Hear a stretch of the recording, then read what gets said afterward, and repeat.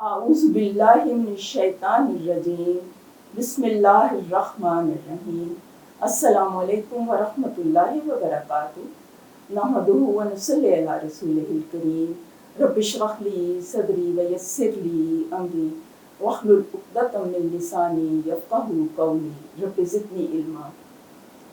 اپنے من میں ڈوب کر پا جا سراغ زندگی، تو اگر میرا نہیں بنتا نہ بن اپنا تو بن۔ بات یہ ہے کہ بہت زیادہ باتیں کرنے سے پہلے میں ایک چیز عرض کرنا چاہوں گی، وہ یہ کہ تعریف اللہ کی ہے، وہی خدا ہے اور بڑائی ہی اسی کی ہے۔ ساری عظمتیں، ساری رفتیں، ساری بڑائی، ساری کبریائی اسی کی ہے۔ شکر الحمدللہ کہ اس نے ہمیں انسان بنایا، مسلمان بنایا، امت مسلمہ میں پیدا کیا۔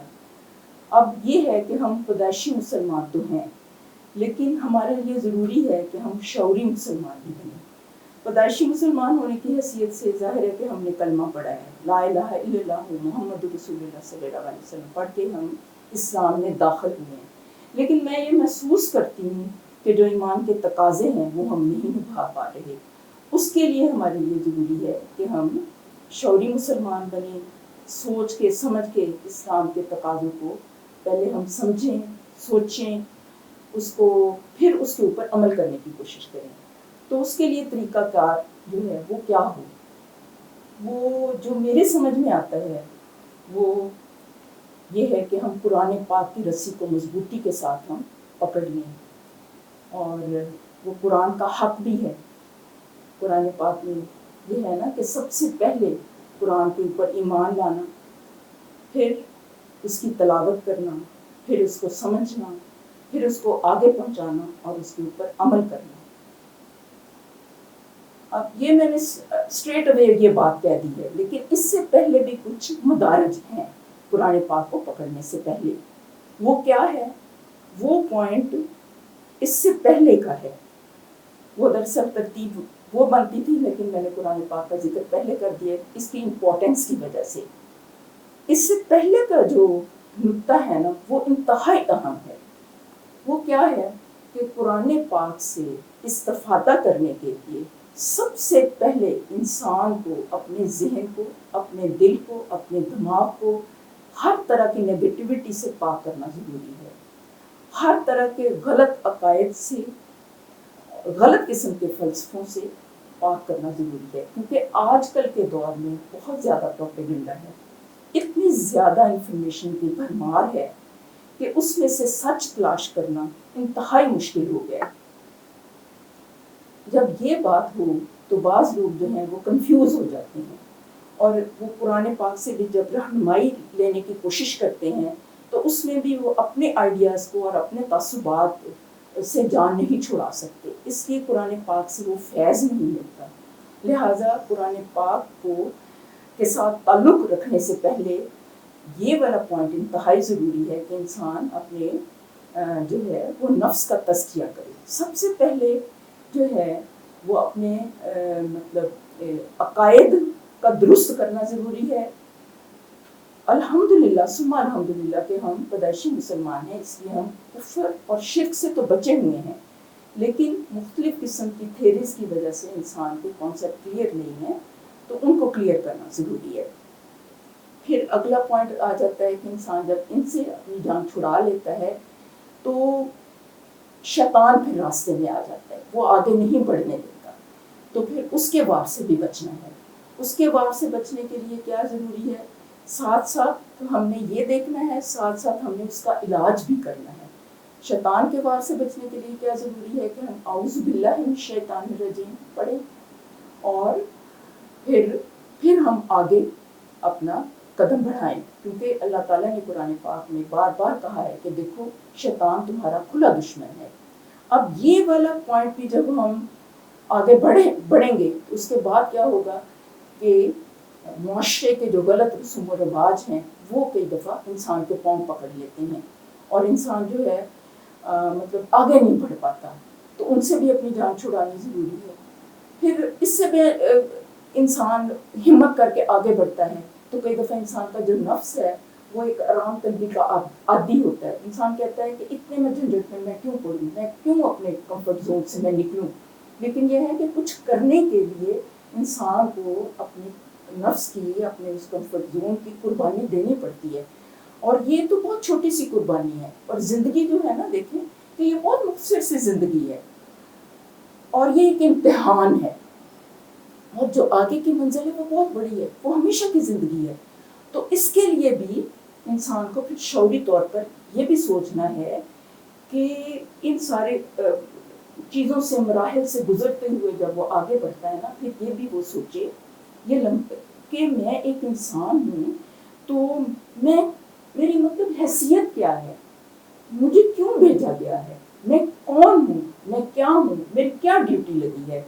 اس کے لیے میں سمجھتی ہوں کہ اگر ہم کوئی فلیش کارڈز بنا لیں یا ڈائری پہ لکھ لیں کہ میں کون ہوں، اس طرح سے ہم کوئی فلیش کارڈ بنا لیں کہ میں کون ہوں، اس سے یہ ہے کہ وہ والے جو سوال ہوگا وہ بالکل کلیئرلی ہمارے سامنے ہوگا، اور انسان کو یہ پتہ ہوگا کہ میری زندگی جو ہے اس کا مقصد کیا ہے، اور میں ہے کون ہوں، میری کیا حیثیت ہے.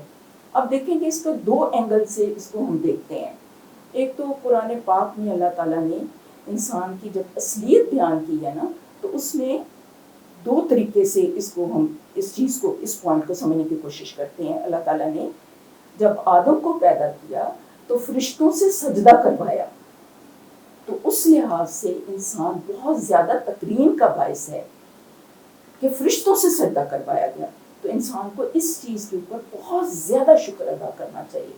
اور پھر کیا ہوا کہ علم انسان کو عطا کیا، اور وہ فرشتے جو تھے وہ مطلب جب اللہ تعالیٰ نے وہی چیزوں کے نام فرشتوں کے سامنے پیش کیے تو وہ فرشتے وہ نام جو ہے وہ نہیں بتا سکے، لیکن آدم نے وہ نام بتا دیے.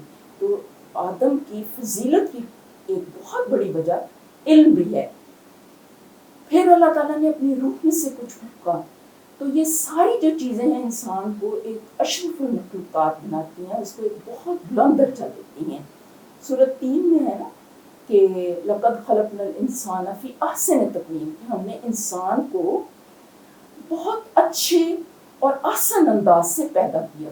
لیکن ثم رددناہ اسفل سافلین، لیکن اگر انسان اپنے جو اچھائی ہے، جو خوبی ہے، جو اس کے اندر خیر ہے، اس کو ترقی نہیں دیتا اور اس کو دبا دیتا ہے، تو وہ اسفل سافلین ہے. بلکہ وہ قرآن پاک میں بھی اس کا ذکر ہے کہ وہ پھر جانوروں سے بدتر ہو جاتا ہے. تو اس لحاظ سے انسان کو یہ بھی دیکھنا ہے کہ اس کی اللہ تعالیٰ نے اتنی تکریم کی ہے، تو انسان اپنی اس تکریم کو پہچانے اور وہ کام کرے جو کہ اس کو باوقار بنائیں، اس کو اصل تقویم کے درجے کے اوپر لے کے جائیں. اس سے یہ بھی نقطہ نکلتا ہے نا کہ دین کی طرف آنے میں پھر ہمارا وجود ہی سب سے بڑی رکاوٹ ہوا نا، کہ اس کی رکاوٹیں پہلے ہم نے عبور کرنی ہے اور وہ اصل تقویم تک پہنچنے کی کوشش کرنی ہے تاکہ ہم اشرف المخلوقات کہلوائیں. اور دوسرا یہ ہے کہ کئی دفعہ انسان جب کوئی اچھے کام کر لیتا ہے نا تو وہ اس کو کئی دفعہ اس کا بڑا زوم ہو جاتا ہے اور ایک تکبر میں مبتلا ہو جاتا ہے. ایک تو دنیا داری کا تکبر ہے نا کہ پیسے آ گئے، مال آ گیا، دولت آ گئی، تو کئی لوگ اس چیز کے اوپر بڑے متکبر ہو جاتے ہیں. تو مطلب یہ ایک اور طرح کا تکبر ہے. لیکن کچھ لوگ جب دین کی طرف آتے ہیں تو وہ تقویٰ کا بھی تکبر ان میں آ جاتا ہے اور کہ ہم بہت نیک ہیں. تو اللہ تعالیٰ نے یہ تکبر کو بھی کنڈیم کیا ہے، کیونکہ یہ تکبر جو ہے اور حسد جو ہے وہ شیطانی صفات میں سے ہے، اور شیطان جو ہے وہ انسان کا کھلا دشمن ہے. اچھا، اس کو بھی تھوڑا سا ہم ہائی لائٹ کر لیتے ہیں کہ تکبر سے کیا مطلب اس کا میننگ کیا ہے. اس میں نا صحابہ کو بڑا ایک اشکال ہوا، تو انہوں نے پوچھا حضور پاک صلی اللہ علیہ وسلم سے کہ یا رسول اللہ صلی اللہ علیہ وسلم، کہ انسان چاہتا ہے کہ اس کے کپڑے اچھے ہوں، اس کے جوتے اچھے ہوں، تو یہ بھی کوئی تکبر ہے؟ تو آپ صلی اللہ علیہ وسلم نے فرمایا کہ نہیں، اللہ تعالیٰ جمیل ہے، وہ جمال کو پسند کرتا ہے.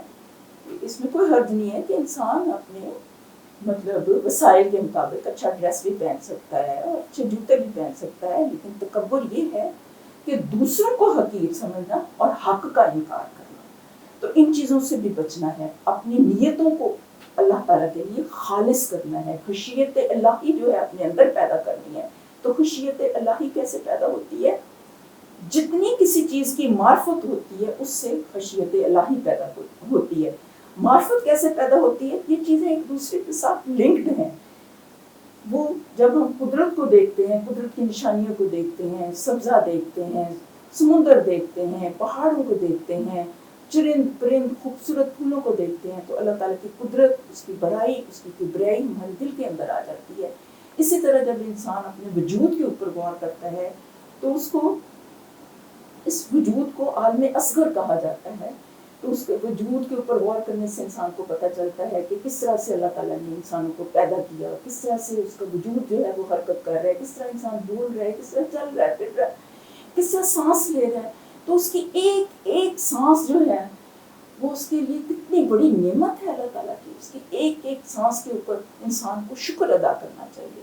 ہم جتنا بھی شکر ادا کریں اتنا کم ہے کہ اللہ تعالیٰ نے ہمیں بے شمار نعمتیں دی ہیں، اور اس کے لیے ان رکاوٹوں کو دور کر کے آگے بڑھنا بہت ضروری ہے. ایک چیز میں آج کل کے تناظر کے حساب سے وہ ضرور میں ذکر کروں گی. آج کل دراصل نیگیٹیوٹی بہت زیادہ بڑھ گئی ہے. کبھی سوشل میڈیا ہے، کبھی کوئی انفارمیشن ہے، کبھی اچھا تھوڑی دیر کے لیے ہم بریک لیتے ہیں، پھر انشاءاللہ تعالیٰ ہم واپس آتے ہیں. انشاءاللہ ابھی رابطہ رہے گا.